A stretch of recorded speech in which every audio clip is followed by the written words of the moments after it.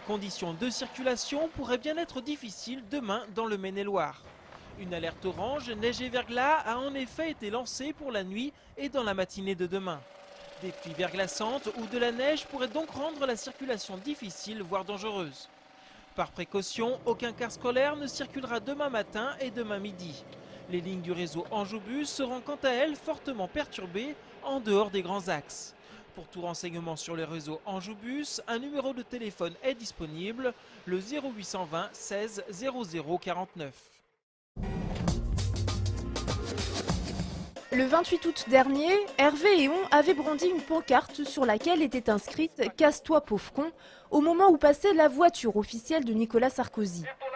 Condamné une première fois à 30 € d'amende pour offense au chef de l'État, il passait aujourd'hui en appel au tribunal d'Angers. Beaucoup de ses amis sont venus le soutenir, et notamment la troupe de théâtre Gaïa. Mise en scène exubérante pour dénoncer des poursuites injustifiées. Moi, je reprends une expression qui est destinée à qui veut bien le prendre pour lui. C'est ce que j'ai insisté depuis le départ. Et donc, j'ai pas nommé qui était le con, quoi. Hein. Enfin, donc, on peut pas me dire que j'ai insulté le président. Pour autant, Hervé Héon, qui est un militant très engagé à gauche, ne récuse pas son geste. Pour lui, c'était une façon d'exprimer son exaspération envers une politique qu'il n'accepte pas. Alors, clin d'œil direct à cette phrase lâchée l'année dernière par Nicolas Sarkozy au Salon de l'Agriculture, ou véritable délit. Jean-Luc Mélenchon, le nouveau président du parti de la gauche, dénonce, lui, un acharnement. L'offense à chef de l'État est une vieillerie qui n'a été utilisée que 6 fois en 69 ans sous la Troisième République, jamais par les présidents Pompidou, Giscard, Mitterrand et Chirac. Donc c'est sur le fond un acte de protestation contre ces tentatives de criminaliser les opinions qui déplaisent au prince. L'avocat général a requis la confirmation de la peine. Le président du tribunal a toutefois avancé une piste en demandant ceci à Hervé Héon. Si vous imaginiez avoir offensé le chef de l'État, seriez-vous prêt à vous excuser? Pour l'avocate du prévenu, c'est un chemin dangereux. Je vous rappelle quand même que la dispense de peine, c'est quand même une peine. C'est-à-dire, on reconnaît l'infraction, mais on dispense de la peine. Et ça, Hervé Héon l'a répété. Il ne reconnaît pas l'offense, il n'est pas prêt à s'excuser. L'affaire a été mise en délibéré au 24 mars prochain. Économie avec pour une fois une bonne nouvelle, la confirmation de la création à Angers de 50 postes par la société Helpline, spécialisée dans l'assistance informatique à distance. Helpline vient d'ouvrir son 4e centre d'appel dans le quartier Saint-Serge à Angers et son directeur général espère atteindre la centaine de collaborateurs avant la fin de l'année. Cette implantation vient en tout cas conforter le pôle du téléconseil dans le département. Il compte aujourd'hui environ 1500 emplois répartis dans 30 entreprises. L'information est désormais officielle, c'est bien l'angevine Roselyne Bachelot, ministre de la Santé et des Sports, qui conduira la liste UMP pour les prochaines élections régionales de 2010 dans les Pays de la Loire. Hier soir, l'UMP a en effet publié la liste des divers candidats susceptibles de se présenter à ce scrutin. Pour notre région, Roselyne Bachelot étant la seule postulante en lice, elle a donc été automatiquement désignée. Dans les autres régions, ce sont les militants qui se prononceront en votant par Internet fin mars. Roselyne Bachelot a récemment déclaré, je cite, qu'il fallait de l'ambition pour les Pays de la Loire et qu'elle avait cette ambition. Fin de citation.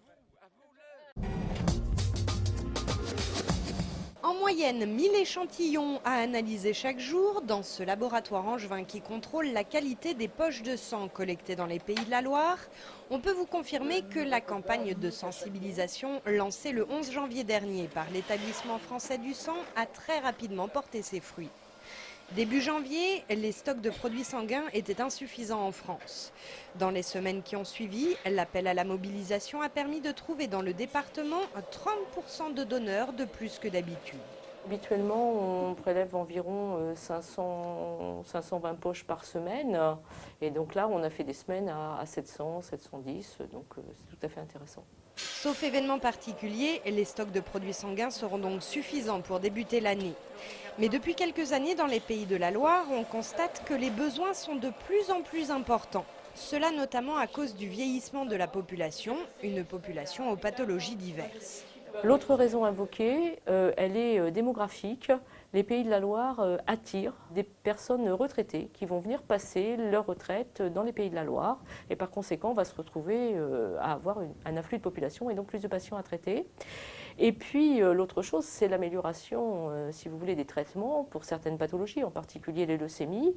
Ces patients, ils vont être soignés mieux, plus longtemps, donc avec plus de besoins en produits sanguins. L'idée est donc de fidéliser les donneurs et de les amener à revenir plusieurs fois par an, comme William, un jeune homme de 22 ans. C'est vrai que c'est un geste qui est simple à faire. Puis vu que je suis en stage au CHU, juste après le stage, il suffit que je sorte et puis avec un rendez-vous, je passe et je donne assez facilement.